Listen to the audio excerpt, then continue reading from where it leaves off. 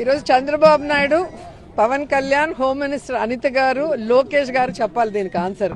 11 సీట్లు కడప ఎమ్మెల్యే అని కిండల్ చేసిన వీళ్ళకి జగనన్న జిల్లాల పర్యటన వస్తే ఎందుకు తడిసిపోతుంది, ఎందుకు ఆంక్షలు పెడుతున్నారు? ఇదే ఆంక్షలు మీకు పెట్టామా మేము అధికారంలో ఉన్నప్పుడు? చంద్రబాబు నాయుడు తిరిగాడు, పవన్ కళ్యాణ్ తిరిగాడు, లోకేష్ కూడా పాదయాత్ర అని చెప్పి ఒక పాదయాత్ర చేశాడు. అది ఎవరు కూడా చూడని పాదయాత్ర. ఎప్పుడైనా ఆంక్షలు పెట్టామా?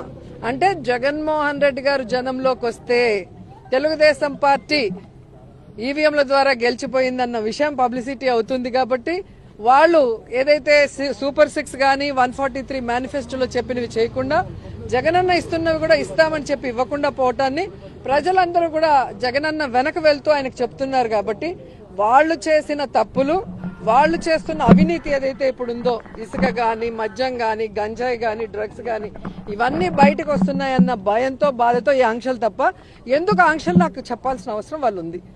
మీరే చెప్పారు కదా, మీరే చూసారుగా 11 సీట్లని ఏ విధంగా ఎగతాళి చేశారు. 11 సీట్లు ఉన్న వాళ్ళ గురించి ఎందుకు భయపడుతున్నారు మరి? అండ్ రెండవది, ఈరోజు సీరియస్ గా డిస్కషన్ చేసింది పిఎస్సీలో ఏంటంటే జగన్మోహన్ రెడ్డి గారికి Z+ కేటగిరీ భద్రతను కల్పించాలి. కానీ వీళ్ళు కోర్టుకు గాని కేంద్ర ప్రభుత్వానికి కల్పిస్తున్నామని అబద్ధం చెప్తూ ఎక్కడా కూడా భద్రత కల్పించడం లేదు. రోప్ పార్టీస్ లేదు, పోలీసుల ప్రొటెక్షన్ లేదు. పోలీసులు ఏం పని చేస్తున్నారు?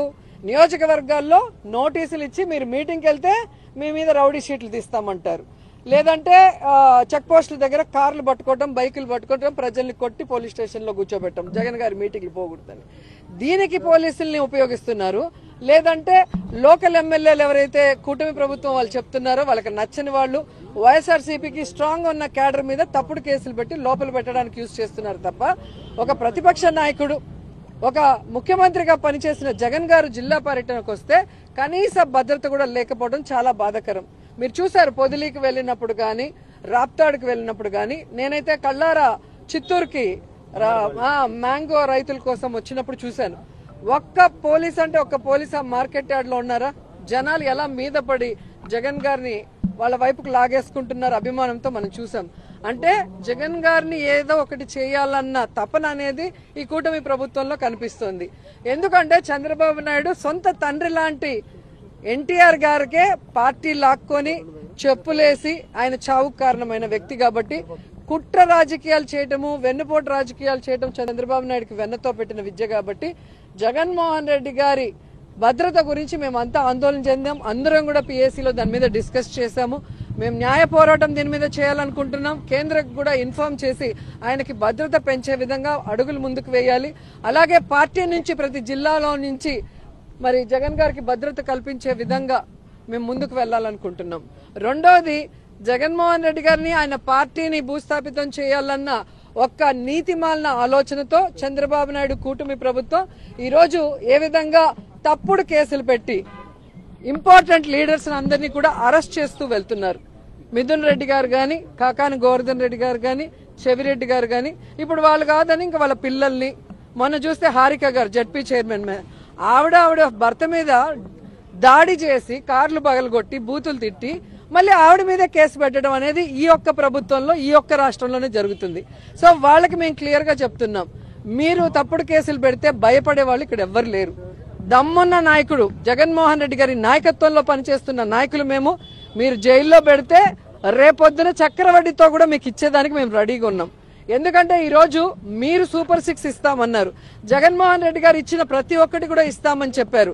ఇవి గాక మేనిఫెస్టోలో 143 ఐటమ్స్ పెట్టి ఒక్కటి కూడా చేయకుండా ఈరోజు ప్రజల్ని డైవర్ట్ చేసేదానికి ఈరోజు ఈ విధంగా తప్పుడు కేసులు పెడుతున్నారు అనేది ప్రజల్లోకి వెళ్తోంది.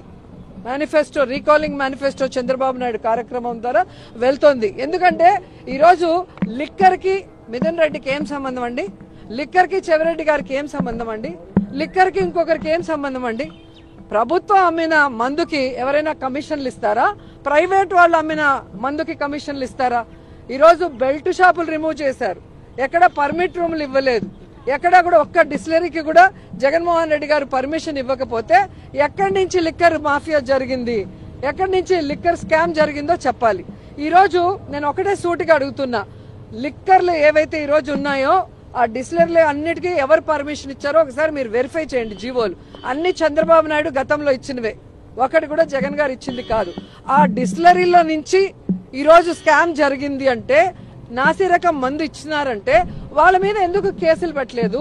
ఆ డిస్టిలరీని ఎందుకు మూసేయలేదు? వాళ్ళ మీద ఎందుకు ఎంక్వైరీ చేయలేదని నేను అడుగుతున్నా. సిగ్గు లేకుండా చంద్రబాబు నాయుడు కూటమి ప్రభుత్వం మళ్ళీ అదే డిస్టిలరీలకి ఎందుకు వాళ్ళు ఆర్డర్లు ఇస్తున్నారు? నాసిరకం అని చెప్పిన బ్రాండ్లని ఎందుకు మళ్ళీ వాళ్ళ దగ్గర కొని అవే ఎందుకు ఈరోజు వైన్ షాపుల్లో అమ్ముతున్నారు, బెల్ట్ షాపుల్లో అమ్ముతున్నారు, పర్మిట్ రూములు ఇచ్చి అమ్ముతున్నారని నేను అడుగుతున్నాను. ప్రజల జీవితాలు నాశనం చేసే విధంగా మీరు మళ్ళీ 43,000కు పైగా బెల్ట్ షాపుల్ని ఓపెన్ చేయించారు. మళ్ళీ లిక్కర్ షాపులు, ప్రతి షాపు ముందు కూడా ఈ రోజు అమ్మకాలు ఏ విధంగా కూర్చొని తాగి తందనాలు ఆడే విధంగా మీరు వీడియోలు మీ ఛానల్లోనే చూసుకుంటున్నారు.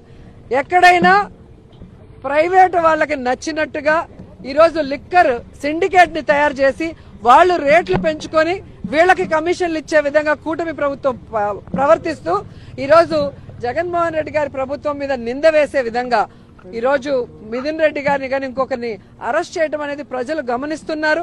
సో ఈ విధంగా తప్పుడు కేసులు పెట్టిన చంద్రబాబు నాయుడు కూటమి ప్రభుత్వాన్ని కూకటి వేళ్లతో సహా పెకిలించి బయటపడేసేంత వరకు మేమందరం కూడా పోరాడతామని కూడా ఈ సందర్భంగా తెలియజేసుకుంటున్నాను.